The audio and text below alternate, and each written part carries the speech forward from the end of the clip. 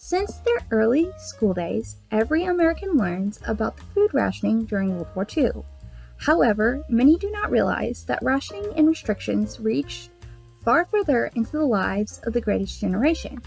In this video, we will discuss one such regulation, fabric restrictions during the Second World War. After the decision not to follow their European allies and rationing apparel had been made, the War Productions Board, or WPB, issued General Limitations Order L85 in early 1942. Known simply as Regulation L85, this order placed perimeters around the manufacture and purchase of clothing.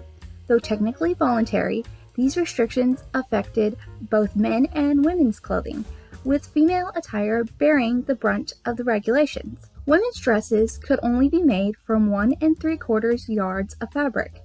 Their hems could be no deeper than 2 inches. Belts as well could be no wider than 2 inches. Garments were limited to 1 pocket. Skirts were required to be 17 inches from the floor, and ruffles, cuffs, ornamental sleeves, hoods, and scarves were banned. In addition to these regulations, ladies' fitted coats could only be 45 inches in length. Their jackets were 28 inches from the neck to the hip. The suit jacket fell between 28.5 and 30 inches, and their sleeve 14 inches in width. The suit skirt was to be 28 inches in length. In the men's department, the double-breasted jacket disappeared from the suit, as did wide lapels. In past years, the men's suit was sold with a vest and 2 pairs of trousers.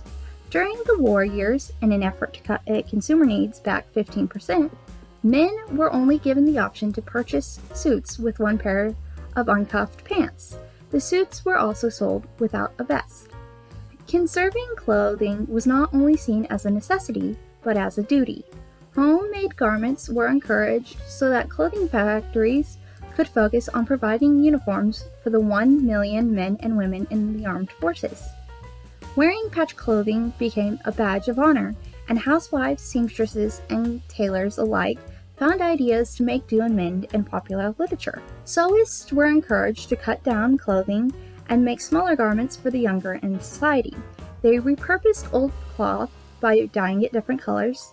They updated garments with new collars and small decorations, and home front women were advised to make themselves suits from unused men's suits.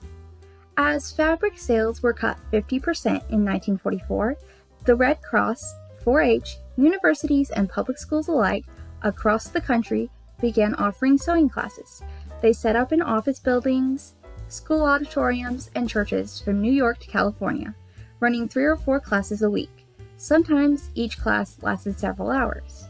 After dictating everything that was worn from swimwear to gloves, with the only exception being bridal attire, maternity wear, and religious vestments, Regulation L85 ended on May 8, 1945, VE Day.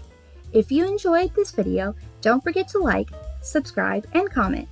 Please check out my other ration and restriction videos, and thanks so much for watching!